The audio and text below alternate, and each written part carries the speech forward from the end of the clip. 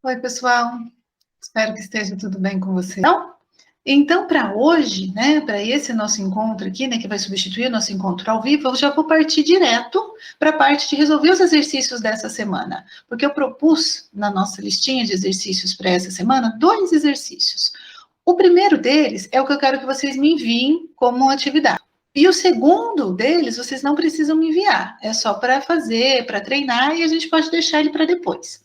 O primeiro exercício é sobre múltiplos efeitos, evaporadores de múltiplos efeitos com 3 efeitos. E o segundo exercício são 2 efeitos, tá?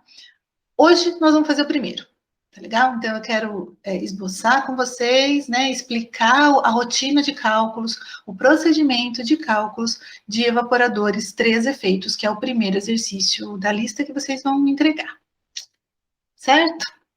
Vamos lá, então. Eu mudei aqui o jeito de gravar a aula essa semana, porque eu tenho a intenção de compartilhar várias telas, além do PowerPoint, eu vou compartilhar também a minha lousinha para fazer com vocês, né? Então, eu abri aqui um Google Meet e estou sozinha nessa sala, gravando e falando com vocês. Então, vamos lá, pessoal. O primeiro exercício que a gente vai fazer, deixa eu ver aqui como que eu posso anotar. Isso. É sobre evaporadores de múltiplos efeitos, mais especificamente um evaporador de 3 efeitos. Então, esse é o enunciado do exercício.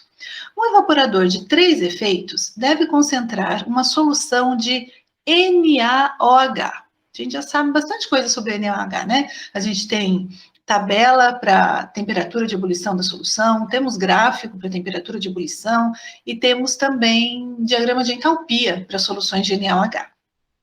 Todo esse evaporador aqui de 3 efeitos vai concentrar a solução de 10% a 50%. Tá? A alimentação de 46 mil quilogramas por hora, o que é isso, pessoal? O que é 46 mil quilogramas por hora de alimentação? Esse aqui é a vazão de F, da alimentação que entra no evaporador.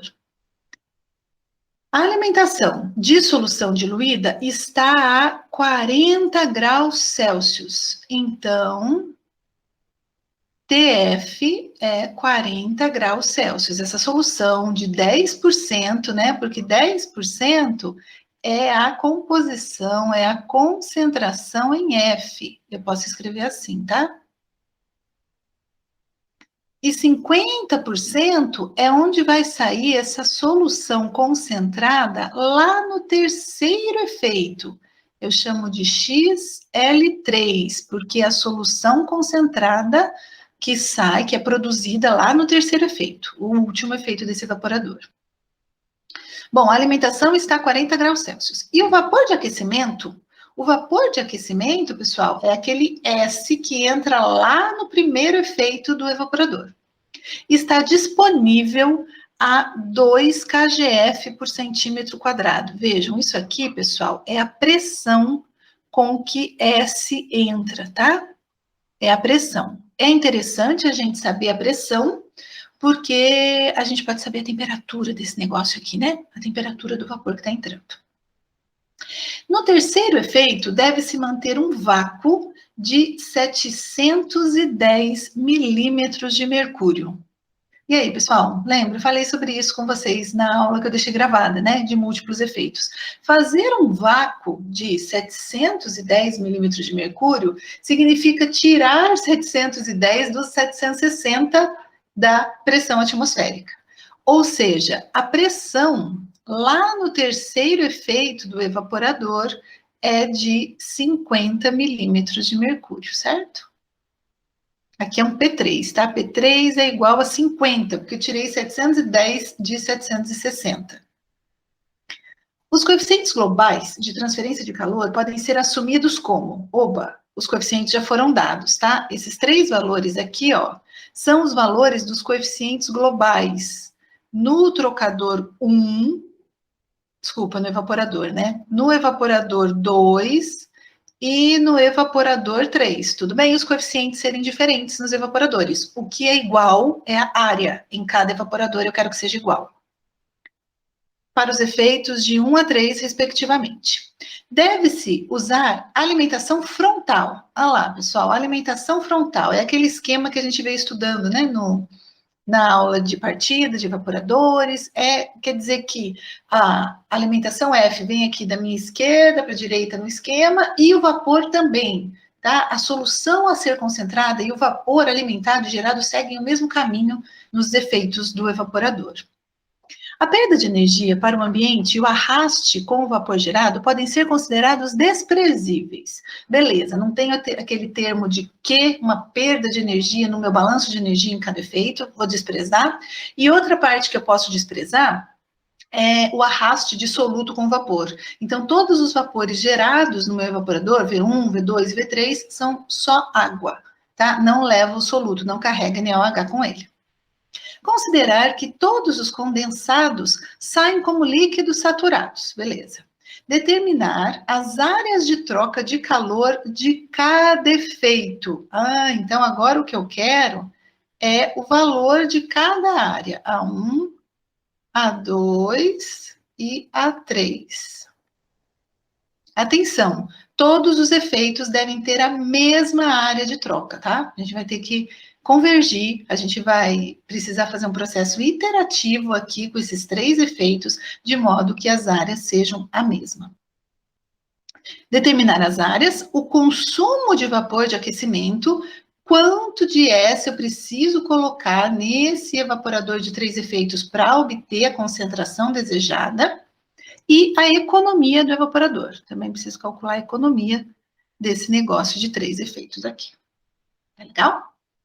Então tá, então a gente tem bastante informação aqui nesse enunciado, né? O que eu fiz? No próximo slide, deixa eu ver, eu esquematizei o nosso evaporador, né? Então tem aí 3 efeitos, efeito 1, efeito 2, efeito 3, e todas as condições que o enunciado me deu. O enunciado me deu qual era a vazão F, me deu a sua composição e a sua temperatura, falou também qual era a pressão com que o vapor de aquecimento era adicionado, né, inserido no evaporador, disse também como que era a concentração de saída lá da última corrente e qual é a pressão no espaço vapor aqui, ó, no último, devido ao vácuo feito no condensador.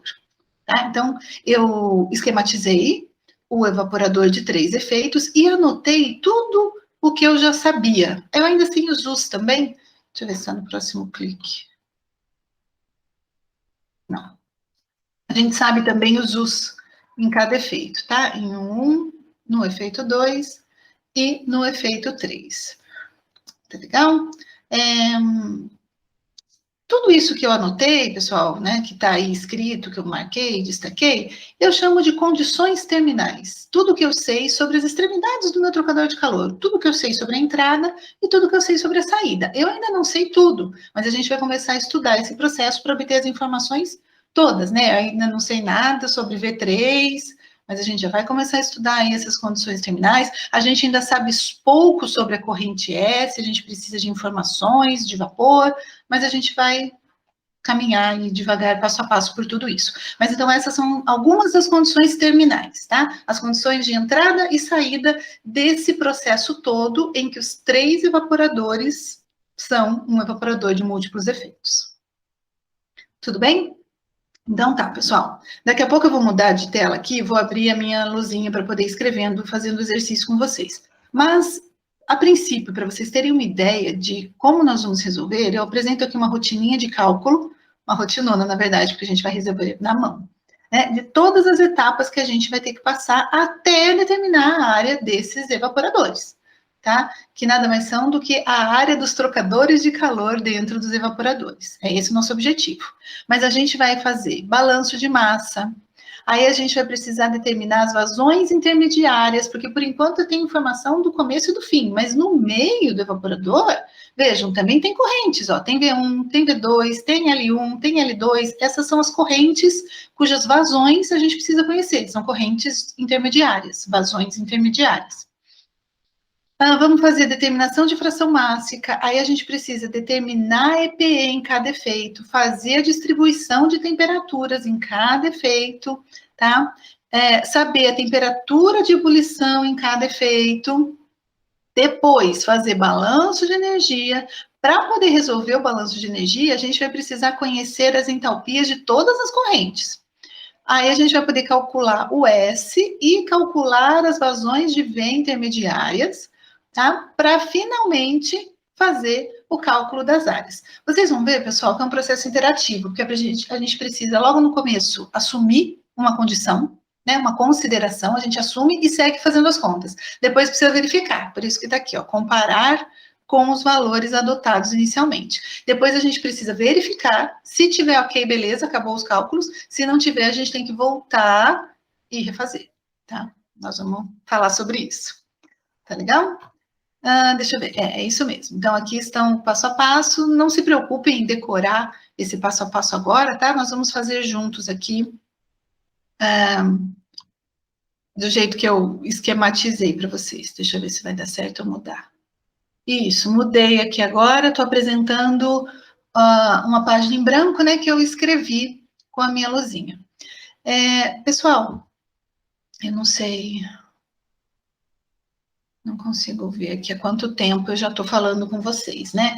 Mas eu já deixei pré-esquematizado aqui a resolução do exercício e eu vou tentar fazer com vocês de uma maneira tranquila, né, devagar, sem correr muito, mas o fato de estar gravado, vocês fiquem à vontade para pausar, anotar e depois continuar o vídeo, tá? Se eu passar rápido demais, porque eu não estou escrevendo agora, tá? Eu não vou estar escrevendo agora com vocês, eu já escrevi e vou apresentar a sequência de passos, tá legal? Mas escrevi tudo. Eu pus aqui na minha página em branco, na minha lousa, o mais detalhado possível para vocês poderem acompanhar. Então, vamos lá. Então, eu fiz aqui no meu caderno, né? Gostaria que vocês fizessem no caderno de vocês também, o esquema, acho que vocês veem o mouse, né? Vem, do meu evaporador de múltiplos efeitos. Então, veja, eu fiz uma caixinha aqui que eu chamei de 1, que é o evaporador 1, evaporador 2, evaporador 3. Coloquei em vermelho as correntes que são vapor e em azul as correntes que são fase líquida. Tá? Então, vejam, coloquei F, aí o L que sai do primeiro vai ser a alimentação do segundo, o L que sai do segundo vai ser a alimentação do terceiro. A mesma coisa para as correntes V. E, além disso, eu marquei em verde aqui, pontilhado, o volume de controle que engloba os 3 efeitos desse evaporador, né? Porque eu vou começar fazendo balanço de massa aí nesse volumão de controle. Também em verde, eu anotei aqui um S nessa corrente vermelha, que é a corrente do vapor de aquecimento, que entra como vapor saturado e sai como líquido saturado, né? O enunciado me disse que todos esses condensados de saída são líquido saturado. Tá? Então, o S é líquido saturado, bem como a vazão aqui, a corrente... o mouse não aparece. Mas se eu fizer assim, aparece. Bem como essa corrente V1 aqui, ó, que é o vapor gerado no primeiro efeito, que vai ser o vapor de aquecimento do segundo e sai como líquido saturado. Tá? Marquei também os valores de U, de cada efeito do meu evaporador. Aqui está a unidade que nós estamos usando, quilocaloria por hora, metro quadrado, grau Celsius. E anotei que estamos falando de uma solução de NaOH. Além disso, eu segui anotando as informações do enunciado, tá? Então, o que vocês estão vendo aí nessa parte da lousa nada mais é do que o que já estava lá no slide, que são as informações do enunciado. Condições de F, tudo que eu sei sobre F, eu anotei aqui.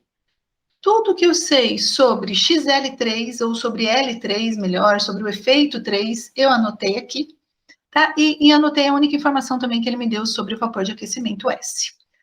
Vejam aqui, pessoal, já calculei, né? Então, se a pressão em 3 foi feito um vácuo de 710, a pressão lá é de 50 milímetros de mercúrio ou 0,068 kgf por centímetro quadrado. Já converti. Já fiz a conversão aqui da pressão, porque às vezes vai ser mais interessante usar essa unidade de acordo com a tabela que eu for usar para consultar as propriedades da água, as propriedades do vapor de água nesse efeito. Quanto à consulta, pessoal, vocês podem usar a tabela do professor Everaldo, que eu passei para vocês, ou outras tabelas de outros livros, dos livros de termodinâmica, da internet, ou até de aplicativo no celular, que dá informações de água, de vapor de água saturado. Só fiquem atentos às unidades. Se for no aplicativo, se for no Google, se for na internet, você escolhe a unidade e ele já dá todas as informações, tá? Então, fiquem atentos à unidade. Então, vamos lá. Estou descendo a lousa, tá? Se vocês ainda não copiaram, faz uma pausa aí, que eu vou apagar a louça. Então, vamos lá. Apaguei a lousa. Primeira coisa que a gente vai fazer. Então, estava lá na rotina de cálculo, balanço de massa. Então, marquei aqui, ó, balanço de massa em todo o volume de controle.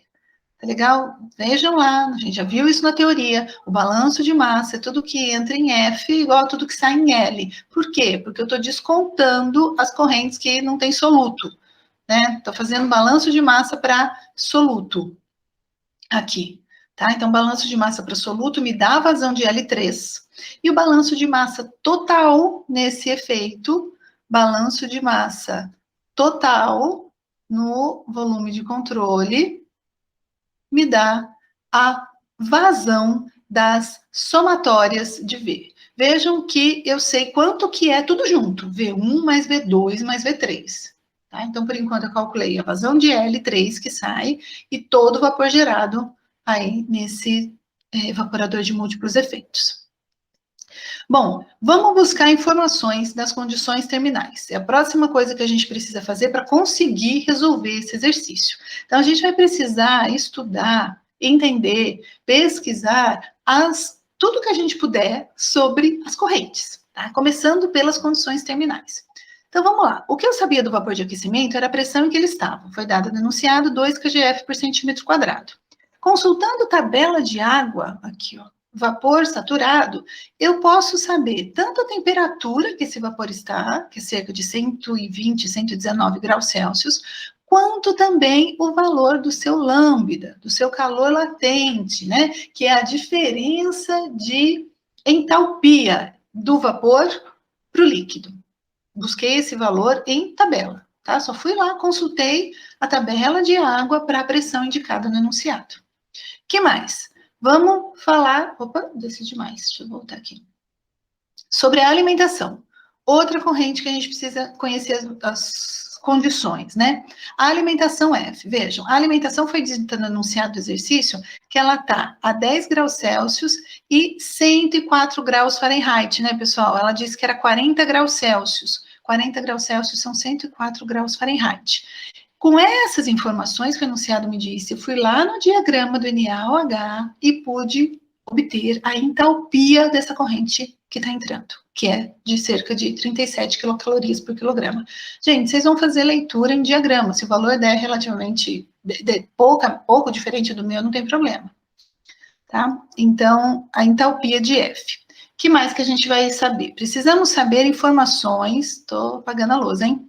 Sobre o produto, a solução concentrada L3, tá? O que eu sei? Eu sei que a pressão lá naquele espaço do terceiro evaporador é de 0,068 kgf por centímetro quadrado, tá? Essa é a pressão lá. Consultando tabela de vapor saturado, eu sei que a temperatura de saturação a essa pressão... Estou apontando com o mouse, acho que vocês estão vendo, né? A temperatura de saturação a essa pressão é 38 graus Celsius ou 6,4 Fahrenheit, tá? Cuidado aí se for fazer a conta com Celsius, com Fahrenheit, cuidado. Bom, a temperatura, então, de saturação para aquela pressão é de 38 graus Celsius. Entretanto, como eu estou trabalhando com solução concentrada de NaOH, o vapor não está sendo gerado nessa temperatura, porque considerando que há soluto, e é importante, né, é o NaOH em grande quantidade, há EPE.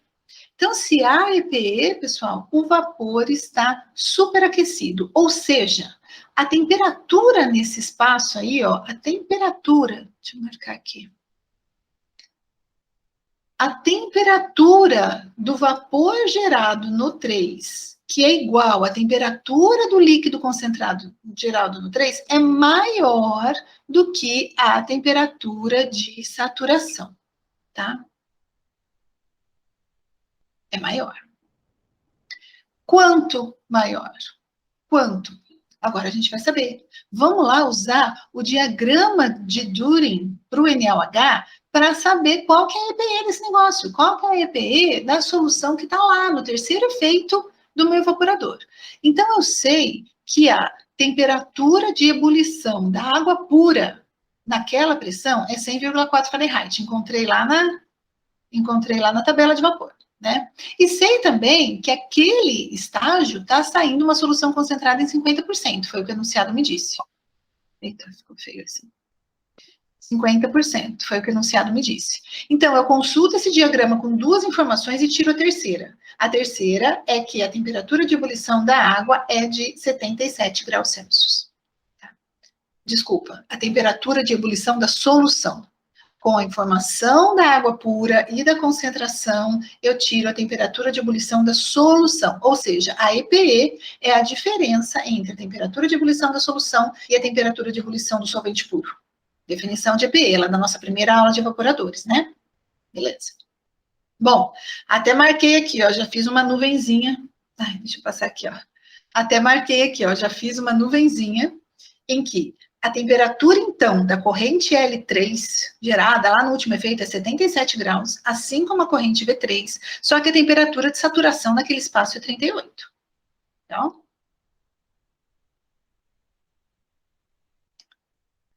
que mais? Sobre essa corrente, também eu quero saber as entalpias. Também quero saber as entalpias das correntes que estão saindo lá do evaporador 3, lá do terceiro estágio do evaporador. Para isso, eu vou consultar o diagrama de entalpia do NaOH com as informações que eu tenho dessa corrente lá no último estágio. Eu sei que é 50% a concentração e agora eu sei que a sua temperatura é 77 graus Celsius. Pronto, consultei o diagrama e encontrei uma entalpia de 113 quilocalorias por quilograma. Verifiquem o diagrama de vocês, vejam se vocês acham isso, 112, 114, 110, 115, tá, pessoal? Valores aí aproximados com o meu, tá tudo certo. Além da entalpia da corrente L, né? Pausa um pouquinho agora para vocês fazerem a corrente L e já voltem para fazer a corrente V. Além da corrente L, então também a gente precisa conhecer informações de entalpia da corrente V3, do vapor gerado lá no terceiro efeito. Então vejam, eu sei a temperatura de saturação daquele negócio, né? Então, consultando tabela de vapor saturado, eu sei que a entalpia de saturação naquela pressão e temperatura é 614 quilocalorias por quilograma. Tá? Essa é a entalpia daquele vapor saturado. Mas, atenção, nesse problema tem EPE. Como que está sendo gerado o vapor de uma solução que tem EPE? Nessa hora eu esperava alguém me responder. Não é saturado, pessoal, é superaquecido. Então, essa não é a efetiva entalpia do vapor que está sendo gerado ali, tá? O vapor que está sendo gerado ali eu chamo de entalpia do vapor 3. Tá? A entalpia da corrente V3, que não é saturado. É quanto? Nós vimos quando a gente falou lá na aula de fundamentos sobre entalpias de todas as correntes, tá? Se isso não está bem fundamentado para vocês, volta lá, dá uma olhadinha, que a entalpia, vou marcar aqui, da corrente superaquecida é a entalpia dela saturado mais CP/PE. Falei sobre isso lá na aula de fundamentos com vocês. E atenção, CP do quê, pessoal? CP do vapor.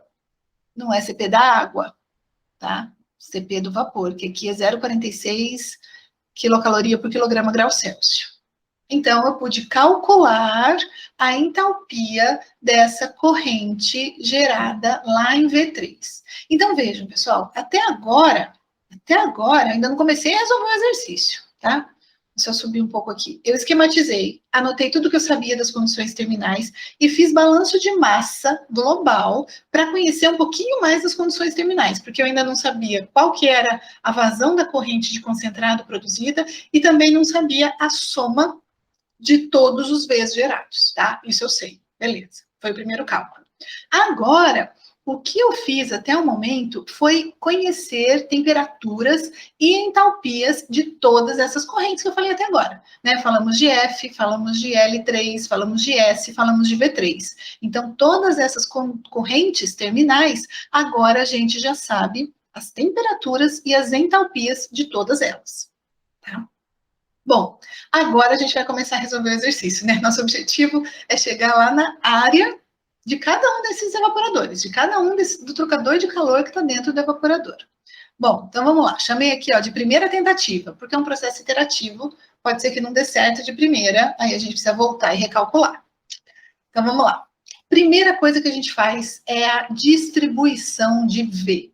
É a distribuição dessa vazão do vapor gerado. Então, a somatória disso era 36.800. Nós calculamos lá no balanço de massa. Como que a gente faz para distribuir? Né? A gente tem que distribuir isso em V1, V2 e V3. Distribuir igualmente é uma boa ideia. Tá? Pegar o total, dividir por 3. É um bom chute inicial aí, que costuma falhar pouco, né? Para distribuir esses volumes, V1, V2 e V3. Para arredondar, pessoal, só para não deixar número quebrado de dividir 36.800 por 3, eu distribuí da seguinte maneira para calcular.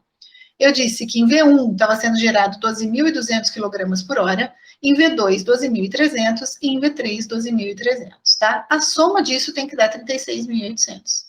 Gente, vocês podem distribuir aqui como vocês quiserem, tá? Não é obrigatório distribuir igual o meu, só que daí dá para a gente comparar os resultados, né? Enquanto vocês estudam. Mas também, para vocês terem uma ideia, 36.800, sei lá, posso pôr 10.000, 10.000 e 16.800, se eu quiser. Tá? Ou 16.800, 10.000 e 10.000, sei lá. Né? Eu preciso distribuir e distribuir igualmente, assim, na média, né? Dividir por 3 é uma boa ideia. Eu só arredondei para não ficar número muito quebrado na hora de fazer conta. Tá? Bom, uma vez distribuído o V, com essa distribuição que eu escolhi, vem o próximo passo lá da rotina de cálculo, que é a determinação das frações mássicas. Então, agora, pessoal, que a gente já sabe, né? Antes de começar aqui a primeira tentativa, antes de eu dividir a lousa aqui nesse amarelo, a gente já sabia tudo sobre as condições terminais. Vazão, temperatura, concentração e entalpia. A gente já sabia tudo dessas correntes. Agora, a gente precisa começar a conhecer das correntes intermediárias, tá? Aos poucos. Vamos começar com as frações mássicas aqui da corrente intermediária, XL1 e XL2. Então, é a fração do produto do primeiro evaporador e a fração mássica também no segundo evaporador. Para isso, pessoal, a gente vai resolver, né, a gente vai fazer balanço em cada efeito. Agora, não vamos mais fazer um balanço de massa considerando os 3 efeitos. A gente pode fazer balanço no efeito 1 e calcular tanto a fração mássica daquele efeito 1, né, tanto a composição, o quanto concentrou naquele efeito 1, quanto a vazão daquela corrente, tá? Balanço total e balanço de componente. A gente faz isso no efeito 1 e usa os valores do efeito 1 para fazer o cálculo no efeito 2.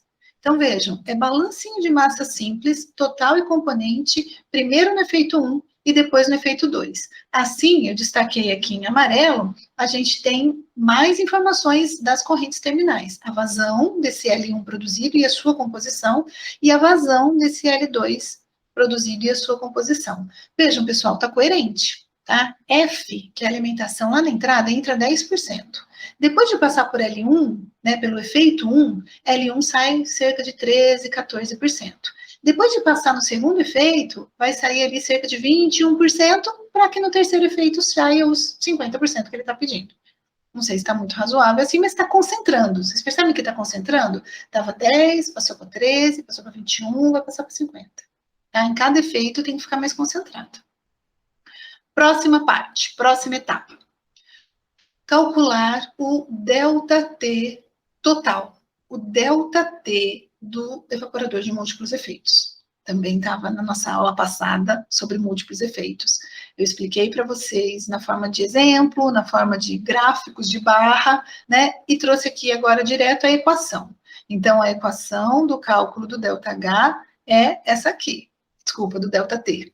Né? Do ΔT é TS, que é a temperatura de saturação do vapor de aquecimento lá do primeiro efeito, menos Tsat3, que é a temperatura de saturação. Opa! Então, a temperatura de saturação lá no terceiro efeito, menos a somatória das EPIs. Tá? Essa é a equação do ΔT total de evaporadores múltiplos efeitos. Vejam que já dá para começar a calcular, né? Nós já sabemos a temperatura de saturação do S que entra. Quando a gente buscou informações das correntes terminais, a gente pegou essa temperatura, tá lá em cima na minha lousa. A gente já sabe qual a temperatura de saturação lá naquele efeito, porque a gente sabe a pressão naquele efeito e nós fomos em tabela buscar, era 38 graus. Agora falta a gente saber a somatória das EPEs. Né? Preciso agora saber a EPE em cada um dos efeitos. Né? A EPE no efeito 3, vocês estão vendo essa parte, então? A EPE no efeito 3 eu já sei, são 39 graus. A gente já fez isso aqui nessa parte da lousa aqui, ó, quando a gente calculou, né, quando a gente estava falando lá da corrente L3. Então, a gente já sabe a EPE no efeito 3. Mas, aqui, a gente ainda não sabe a EPE no efeito 1, nem a EPE no efeito 2. E é sobre isso que eu quero falar com vocês agora. Aqui. Então, tá. Então, pessoal, vejam, lá no diagrama de NeAlH, diagrama de Durin, de temperatura de ebulição da água e temperatura de ebulição da solução. Eu vou voltar agora lá para o slide, vamos ver se dá certo. Vocês estão vendo? Deixa eu ver. Sim. Aqui. Isso. Então, agora, voltei para o diagrama de Durin, porque eu quero falar sobre as EPEs nos efeitos para vocês, né? Para a gente poder estimar a EPE no efeito 1 e a EPE no efeito 2. Para consultar esse diagrama, eu falei isso com vocês, já venho falando desde a nossa primeira aula de evaporadores. A gente precisa de duas informações para tirar uma terceira, né? Só que vejam que eu não sei quase nada desses efeitos. Eu só sei a composição. A composição a gente sabe, porque a gente acabou de calcular lá nos balancinhos em cada efeito, né? Mas eu não sei em que temperatura esse efeito está, porque eu não sei em que pressão esses efeitos estão, né? Então, eu só sei composição ou concentração. É tudo que eu sei. Eu não tenho duas informações para entrar nesse gráfico, eu tenho uma. Mas essa uma é suficiente, pessoal. Vejam por quê. Eu quero mostrar para vocês, né? Quero dizer para vocês, deixa eu ver se eu consigo, aqui, ó, que esse diagrama aqui de NaOH, ele é dependente da fração ácica. Entretanto, ele é independente da pressão. Independente da pressão. E, considerando o paralelismo das retas que há aqui, ó, a baixas concentrações, né? Reparem que a baixas concentrações, eu estou na linha do 0, do 10, do 20, vocês veem meu mouse, assim, do 30, do 40, essas retas, essas linhas aqui embaixo, elas são praticamente paralelas, né? Então, é razoável eu assumir esse paralelismo para valer o seguinte. Reparem, pessoal, que para qualquer situação, para qualquer que seja a temperatura de ebulição da solução e, consequentemente, a temperatura de ebulição da água pura ou vice-versa, eu peguei aqui um exemplo qualquer, né? Tracei uma linha aqui numa temperatura, opa, deixa eu ver, 90 graus, sei lá. Se a água estivesse fervendo 90 graus, a solução pura, eu posso ver que a ebulição da solução, uma vez que o solvente puro é 90 graus, a solução é 100 e pouquinho aí. Para a mesma concentração, por exemplo, né? Se eu pegar uma outra temperatura e consultar agora uma nova temperatura de ebulição da solução, o que eu quero que vocês reparem é que, independente da pressão em que aquele sistema me encontre, que aquele evaporador se encontre, a EPE é sempre a mesma. Porque EPE, pessoal, é um valor relativo, né? A EPE é a temperatura da ebulição da solução menos a temperatura do solvente puro, da ebulição do solvente puro. Então, é sempre uma diferença. Então, não me importa agora, nesse momento, a pressão em que o meu evaporador 1 e 2 estão. Não me importa. O que eu quero saber, na verdade, é a EPE. Eu não quero saber a temperatura com que está fervendo lá dentro, tá? Eu não quero saber isso agora. Eu só quero saber a diferença de acordo com aquela composição. E a composição eu já sei. Então, pessoal, vocês podem consultar para qualquer temperatura. Porque não me interessa agora a temperatura em si, mas sim a diferença de temperatura. Tá? Sim a EPE.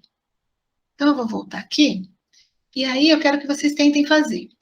E vejam se o valor de vocês combina com o meu, se vocês concordam. A EPE, no primeiro efeito, é de 5 graus Celsius.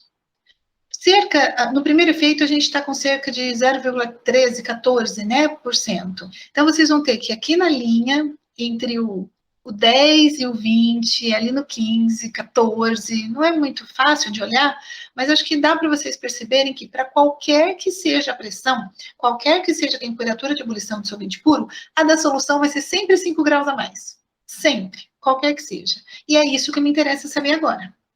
Agora me interessa saber a EPE. Então, a EPE no primeiro efeito é 5, e a EPE no segundo efeito é 9. Por que 9? Porque a concentração no segundo efeito é outra, ó. A concentração é 0,21. Estou apontando aqui, 0,21. Então, vocês vão consultar a linha mais ou menos do 0,20, um pouquinho acima dela, 0,21. Tá?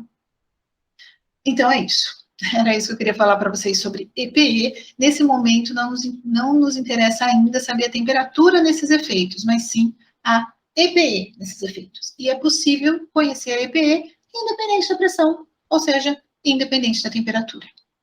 Assim, né, o ΔT total fica esse valor aqui, ó, de 28,62, porque a somatória das EPEs agora eu sei.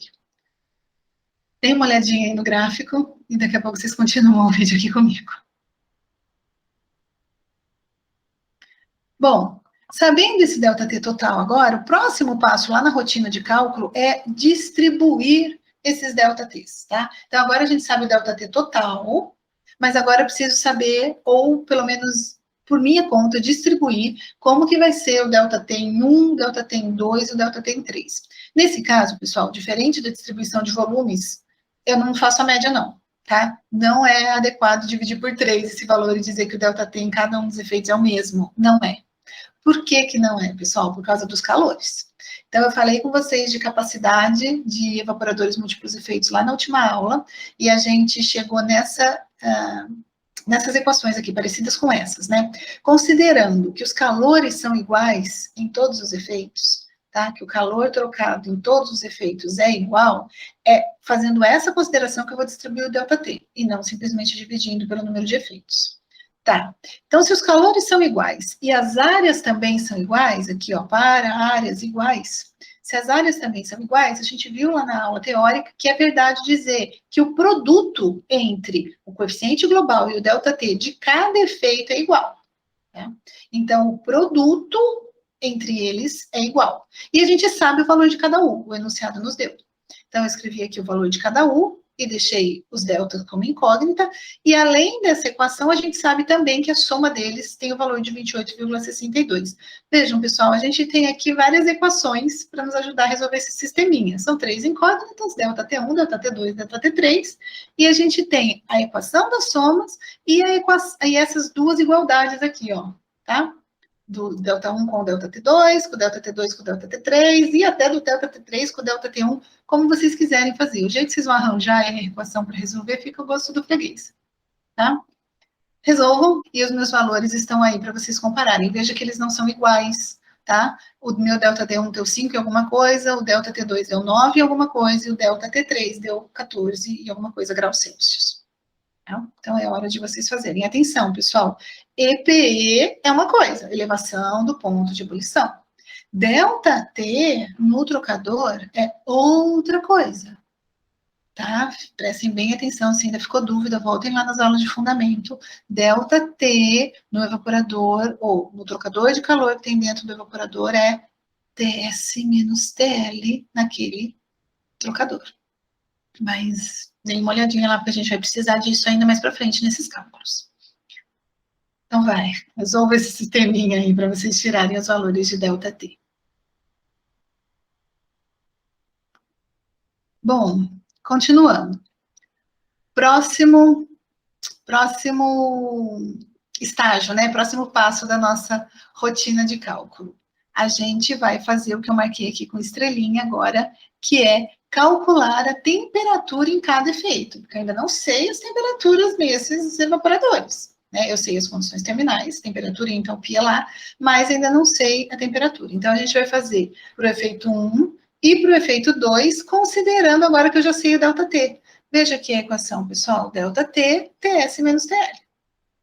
Então, eu sei essas informações, eu sou capaz de calcular TL1. Marquei aqui em amarelo para vocês. TL1 é a temperatura com que a corrente L1 está sendo gerada e também o vapor está sendo gerado, né? Agora a gente pode fazer o mesmo cálculo para o efeito 2. Veja, no efeito 2, por definição, o ΔT2 é TS menos TL. Lembram disso? TS é o vapor de aquecimento. Qual é o vapor de aquecimento do segundo efeito? O vapor de aquecimento do segundo efeito é V1. Então, na minha equaçãozinha aqui, né, deixa eu marcar aqui, de ΔT é TS menos TL, lá para o efeito 2, ΔT2 é TV1 menos TL2. Mas atenção, não é TV1 na temperatura com que ele é gerado, porque a gente, quando estudou ΔT, lá na aula de fundamentos, a gente viu que tinha que ser dele saturado. Tá? E qual é a temperatura de V1 saturado, na saturação? Marquei aqui com uma interrogação. Ainda não sabemos, mas temos todas as condições de saber. Por quê? Porque a gente sabe a EPE naquele efeito. Olha só, por definição aqui, ó, a EPE é TL menos TVSAT. Né? A EPE é a temperatura de ebulição da solução menos a temperatura de ebulição do solvente puro. O que é solvente pura? É água saturada. Tá? Então, o TV1SAT pode ser calculado porque a gente já conhece a EPE desse efeito. Então, TV1SAT é TL1, né, que eu acabei de calcular, menos a EPE. Assim, foi possível calcular as temperaturas em cada efeito. Vejam que no efeito 3, pessoal, a gente podia fazer a mesma coisa que no efeito 2, tá? Podia fazer um balancinho só para o efeito 3, assim como para o 2, pensar dessa maneira, mas no efeito 3 a gente já fez lá nas condições terminais, a gente já sabe que a temperatura lá é 77. Já fizemos nas condições terminais. Façam essa continha.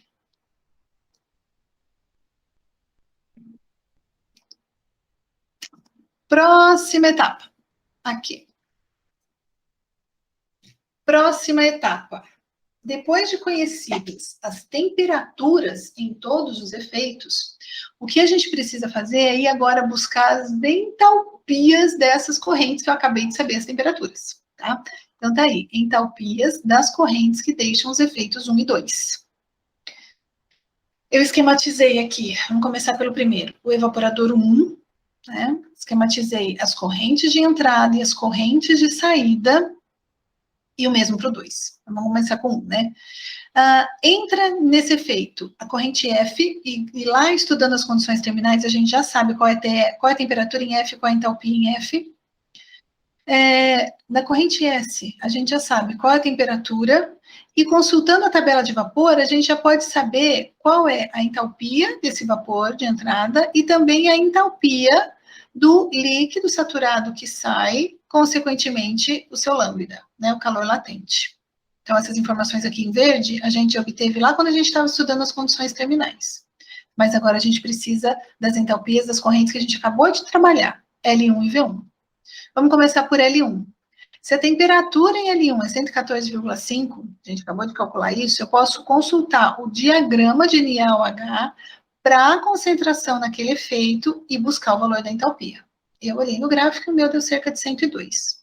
Tá? Essa é a corrente L1. Corrente V1. Bom, corrente V1, eu preciso agora calcular a entalpia do vapor gerado aí nesse primeiro efeito. A gente já fez isso lá no V3. No V3 a gente fez o mesmo pensamento.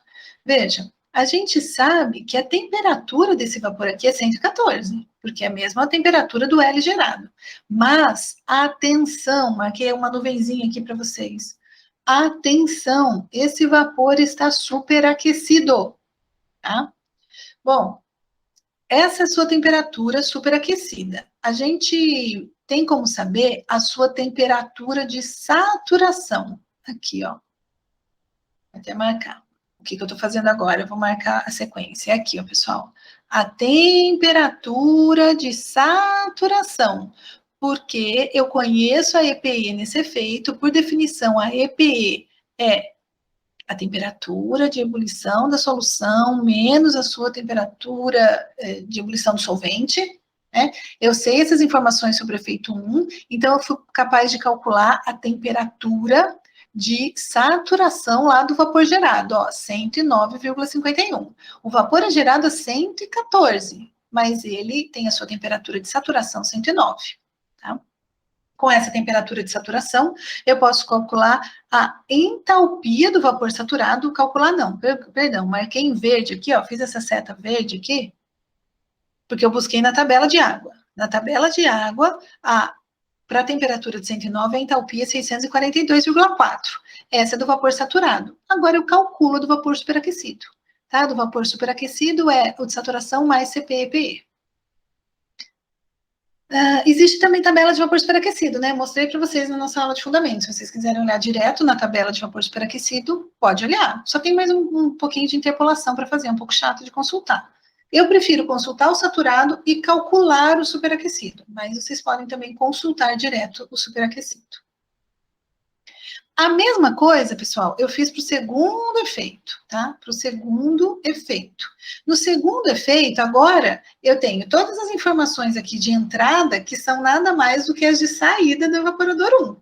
E preciso calcular as de saída desse evaporador, tá? O pensamento é o mesmo, pessoal, o mesmo. Calcular aqui da corrente L, a gente sabe a concentração, pode procurar no diagrama qual é a entalpia. Calcular da corrente V2, a gente sabe qual é a EPE, pode calcular, buscar no gráfico, buscar na tabela a entalpia de saturação e calcular a entalpia do superaquecido, tá? A gente pode fazer. O que eu quero chamar a atenção de vocês aqui, pessoal, é nesse momento aqui, ó, marcadinho amarelo. É nesse momento aqui, ó, esse vapor de aquecimento que entra e sai do efeito 2. O vapor de aquecimento que entra no efeito 2, ele entra superaquecido, ele entra cheio de energia, ele tem bastante entalpia. A entalpia do superaquecido é maior que a do saturado. Né? Então, ele tem bastante energia para dar e ele sai como líquido saturado. Estava escrito lá no enunciado que todos os condensados saem como líquido saturado. Então, nesse caso aqui, pessoal, a diferença de energia entre a entrada e a saída dessa corrente de vapor não é lambda. Lambda é a diferença entre a energia do vapor saturado e a do líquido saturado. Aqui o vapor entra superaquecido, tá? Então não é lambda, é mais do que lambda. Então aqui eu preciso procurar o valor, calcular no caso, né, como a gente já fez aqui no primeiro efeito, da entalpia desse vapor que entra superaquecido e buscar na tabela, vejam, eu vou buscar na tabela a entalpia de líquido saturado, tá? Vejam que eu chamei agora de H minúsculo. H maiúsculo quando a corrente está na forma vapor e H minúsculo quando a corrente está na fase líquida. Tá legal? Esse valor veio da tabela para essa temperatura de saturação. Então, para 109,5 graus, eu tenho dois valores de entalpia lá na tabela. Um é que é do vapor, aqui desse lado, e outro é do líquido. Tá? Então, cuidado, cuidado. Aí não é lambda. Aí vocês precisam buscar a entalpia do líquido, que tem uma ordem de grandeza menor do que a entalpia do vapor. Pronto. Façam com calma essa parte para vocês anotarem todas as entalpias. Tá acabando a primeira parte dos cálculos. Para que tudo isso, né, pessoal? A gente fez balanço de massa, aí começamos a distribuir as coisas, a buscar temperatura, consultar gráfico e tabela, para poder fazer balanço de energia. Tá? A gente vai finalizar aí a primeira parte dos cálculos, né, com o balanço de energia, finalmente. Tá? Atenção, nós temos 3 efeitos, né? Então a gente vai fazer balanço de energia em cada um dos efeitos. Eu anotei aqui o balanço de energia no efeito 1. Gente, faz a caixinha aí do lado, olha para o efeito 1, vê as correntes que estão entrando, as correntes que estão saindo. Então, no efeito 1 entra F e S, no efeito 2 e no efeito 1 sai L, V e sai S também, né, pessoal? Saiu S também, mas eu já passei para cá como lambda S. O que eu quero chamar a atenção de vocês é que, como faz parte do nosso objetivo aqui no balanço de energia, verificar as vazões de vazão de V, de vapor, que a gente distribuiu, tá? O meu objetivo aqui com o balanço de energia é verificar se os Vs que eu distribuí lá no começo estão ok, tá? Então, o V, cada V, V1, V2, V3 aqui do balanço de energia vai ser uma incógnita para mim, tá? Cada V é uma incógnita, porque agora eu quero calculá-lo e compará-lo com o valor inicial. Então, eu tenho que escrever tudo que eu posso na forma dessas unidades, tá? Para deixar os V's em evidências. Então, no balanço do efeito 1, eu vou trocar L1 pelo balancinho de massa que me diz que L1 é F menos V1. Idem no segundo efeito. Então, vejam, no segundo efeito, entra L1 e V1. Sai V1, L2 e V2, tá? L1 é F menos V1. Tá? Eu não posso pôr aqui o valor de L1 para fazer a conta, pessoal, porque se vocês repararem lá, voltando agora no caderno de vocês, vocês vão ver que eu marquei aqui, ó, em amarelo, tudo que eu fui marcando em amarelo foi o que eu fui obtendo, né, depois de ter chutado V. Então, primeiro eu chutei V, e só porque eu chutei V que eu pude calcular esse L1. Agora, esse L1, ele é dependente de V, tá? Então, no balanço de energia, ele tem que entrar como função de V. A mesma coisa aqui em L2, ó, pessoal, L2, o balanço de massa de L2 me diz que é igual a F menos V1 menos V2. E aqui eu fiz uma outra anotação para chamar a atenção de vocês, aqui em verde, que se eu passar para o lado de cá, né, subtraindo, então fica em evidência V1 é HV1, a entalpia desse vapor superaquecido, menos a entalpia do líquido saturado. Isso é diferente de lambda. E o mesmo lá em V3, lá no efeito 3. Então, balanço do efeito 3. Entra L2 e V2, sai V2, L3 e V3, tá? L2, eu vou deixar em função de V1 e V2. L3, não. L3 fica porque L3 é condição terminal. L3 é sempre L3, independente da distribuição de volumes que eu fiz, tá? E o V3, aqui, pessoal, eu vou substituir pela somatória V1 e V2, tá? Bom, a hora que vocês destrincharem, né, essa equação, vocês vão estar aptos a resolver um sistema de equações, no qual a gente tem 3 equações e 3 incógnitas. Tá? Então, vocês vão destrinchar aí do jeito que eu esquematizei com vocês, e as incógnitas são V1 e V2, tá? Porque V3 aqui no terceiro efeito eu substituí por V1 e V2. V1 e V2 e S. Vejam que a gente ainda não sabe quanto de S foi usado nesse evaporador, e isso é sempre uma pergunta importante de evaporador. Quanto eu vou gastar de energia para concentrar o meu NaOH? Tá?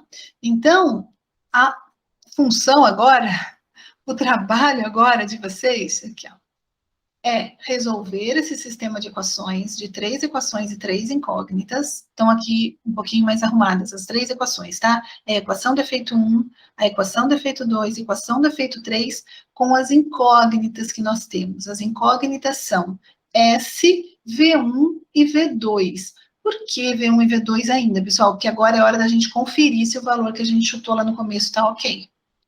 Tudo o resto que tem aí nessa equação, a gente já sabe. Todas as entalpias envolvidas no balanço de energia, a gente acabou de procurar tudo, listamos tudo, fomos na tabela, vamos nos gráficos, calculamos superaquecido, tudo, tá? Então, os valores vocês sabem. A chateação agora, a dificuldade é tomar cuidado para não copiar errado, para não transcrever errado, para não confundir sinal, hora que é mais, hora que é menos, multiplica, passa dividindo. Cuidado. Tem que fazer com calma essa resolução de sistema, tá? São 3 equações e 3 incógnitas. Depois de resolvidos, você vai ter valor de S, de V1 e V2, e vai estar apto para calcular o valor de V3. Bom, pessoal, não tem jeito de resolver isso ou de aprender se não praticar, se não fizer, né? Não tem dó de gastar caderno, abre uma linha, abre uma folha aí e vai passando as equações, usa todas as linhas que forem necessárias, passa para lá, passa para cá, para não confundir sinal. Evita de pular a etapa ou de fazer 2 etapas de uma vez só, porque pode confundir sinal e errar na conta. Mas eu fiz a minha conta no papel, né? E cheguei nesses resultados aqui. Meu V1 deu 12.008, meu V2 12.594, meu V3 12.198 e o S 18.077. Tá? Esse aqui é o resultado do balanço de energia do meu evaporador de 3 efeitos. O que a gente vai fazer? Comparar com os valores distribuídos inicialmente. Inicialmente, anotei aqui, a gente distribuiu 12.200, 12.300 e 12.300. Gente, desvio de até 5% para mais e para menos é aceitável, tá bom? 5%. Ufa, os 3 volumes, as três vazões de V, de vapor, V1, V2, V3, estão dentro de 5% aí do que a gente chutou, tá? Chutamos 12.200 no V1, deu 12.008. Tá bom, vou considerar que tá legal, porque tá menos do que 5% de diferença, tá? Então, desvios aí de 5% para mais e para menos, a gente aceita. Beleza. Se não tivesse bom, tá? Se o resultado aqui dos Vs estivessem muito diferentes dos resultados chutados, pessoal, tem que começar tudo de novo. E agora, esse V obtido aqui é o V que eu vou chutar na interação lá no começo, tá? Se não tivesse bom, era hora de voltar aqui, ó, na distribuição de V.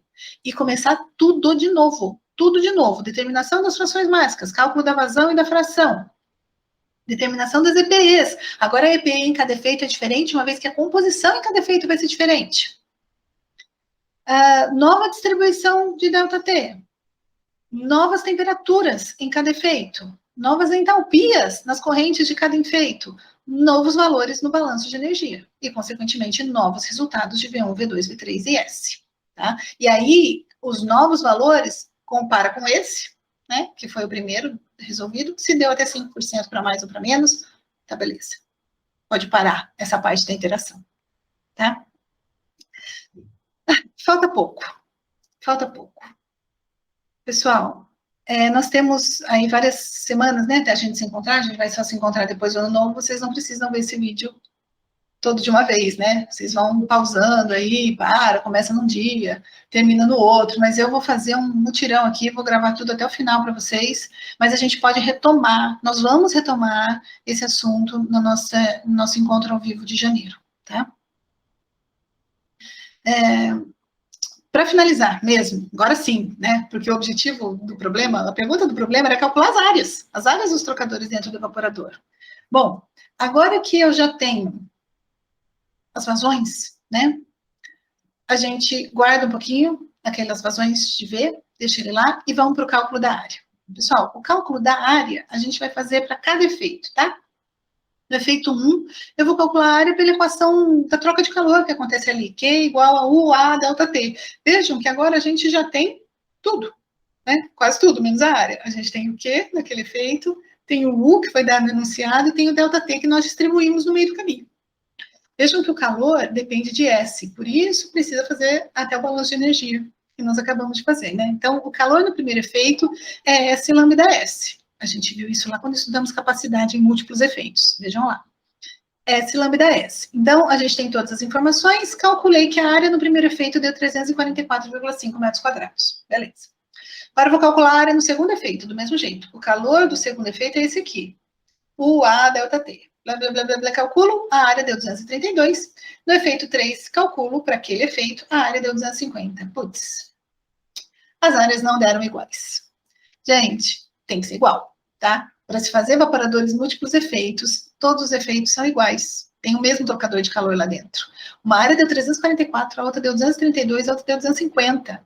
Tá? E da mesma maneira, 5% para mais ou para menos de uma média aí, seria aceitável, né? Porque a ideia é construir 3 trocadores iguais. Então tá. Então vamos fazer uma média em 344, 232 e 250. Dá 276 a média. É uma média aritmética simples. Dá 276. Putz, 5% para mais é 290. 5% para menos é 262. Eles estão fora. Tá? Esse primeiro aqui tá fora. Não dá. Né? Então, todos estão, né? O último aqui está 250, está um pouco mais que 5%, mas o primeiro está muito fora. Então, pessoal, não está legal. Então, a gente vai ter que recalcular, tá? Nesse processo interativo, essa primeira interação aqui para o cálculo das áreas não ficou legal, a gente precisa recalcular. Onde que a gente volta para recalcular nesse caso? A gente vai voltar, pessoal, na distribuição do ΔT. A área não dar igual, né, as áreas de todos os efeitos não dar igual, significa que o ΔT não foi distribuído legal, porque o V foi, os volumes, desculpa, né, volume, é vapor, as vazões de vapor foram distribuídas legais, né, de uma maneira legal, mas a do ΔT não foi, então a gente vai ter que redistribuir esse ΔT. Como? Então vamos lá. Como? O Faust sugere, né, fazer uma média ponderada. Também pode ser uma média aritmética, tá, pessoal? Pode ser com a média aritmética, vai mudar pouco. o FOSH sugere calcular uma área média, dessa vez ponderada, tá? A média ponderada é assim, A1 vezes ΔT1, mais A2 ΔT2, mais A3 ΔT3, tudo dividido pelo ΔT total, tá? Se a gente calcular com as informações que a gente tem até agora, veja, a área 1 calculada agora, a área 2, a área 3, a gente vai ter uma área média de tudo isso de 261. A aritmética que eu calculei aqui era 276, tá? A ponderada é 261. Fazer a ponderada pode convergir mais rápido, né? Vocês vão ver nesse exemplo que na próxima conversão já vai dar certo, tá? Mas então, tendo uma área média agora, né, depois dos cálculos que a gente fez, a gente vai propor um novo ΔT para cada efeito, porque aquele ΔT que a gente propôs a princípio não ficou legal.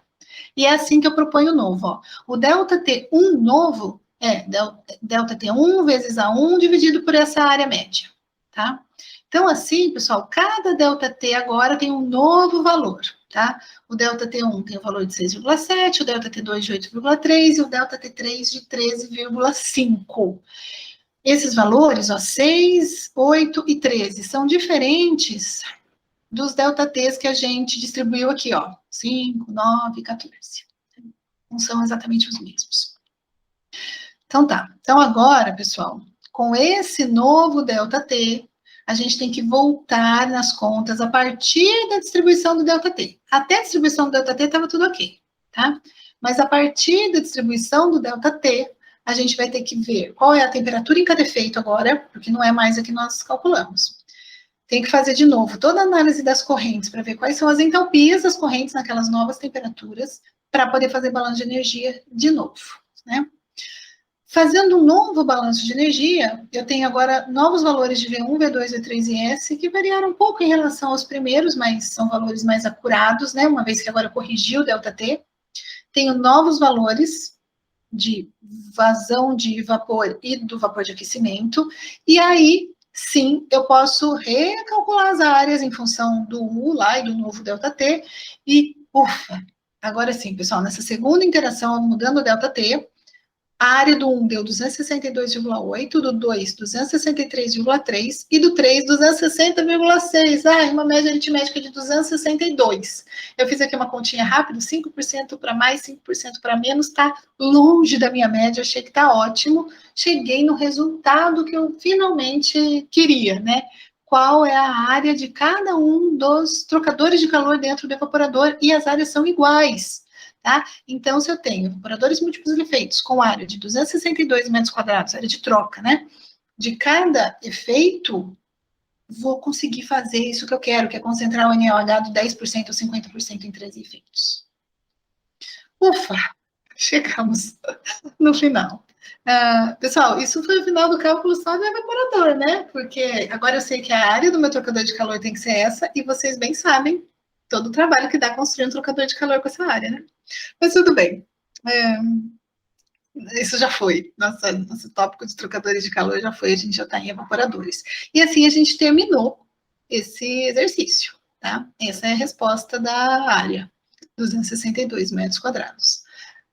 Vocês viram que é um processo iterativo, tem bastante conta para fazer e tem que estar muito bem fundamentado em vocês a questão das entalpias, porque senão o balanço de energia fica tudo zoado. Né? Se entrar com valor errado, se entrar com valor de vapor saturado, quando é superaquecido, dá tudo errado a conta. Tá? O valor fica totalmente errado. Então, precisa estar bem fundamentada essa questão das entalpias, de definição de ΔT, de definição de EPE, tá? Para que vocês possam resolver exercícios de evaporadores múltiplos efeitos. Tá? E esses são 3, né? A gente resolve na mão, mas existem nas indústrias 5 efeitos, 7 efeitos. É claro que não resolve tudo na mão, pessoal, mas também não dá para simplesmente apertar um botão e resolver, porque o tempo todo muda parâmetro. O tempo todo muda a temperatura, se muda a temperatura, muda a entalpia, né? Tem que ter um baita banco de dados dentro do programa para ele corrigir tudo isso, alterar todas essas entalpias, principalmente. Certo, pessoal? Então é isso, fizemos o exercício inteiro, né? Vocês podem ir resolvendo devagar aí, e essa foi então o que seria o nosso encontro ao vivo, né? Para resolver exercício, o exercício inteiro. Nossa, rendeu bastante, né? Acho que no ao vivo talvez eu não conseguisse ir até o fim. Obrigada, pessoal. Tchau.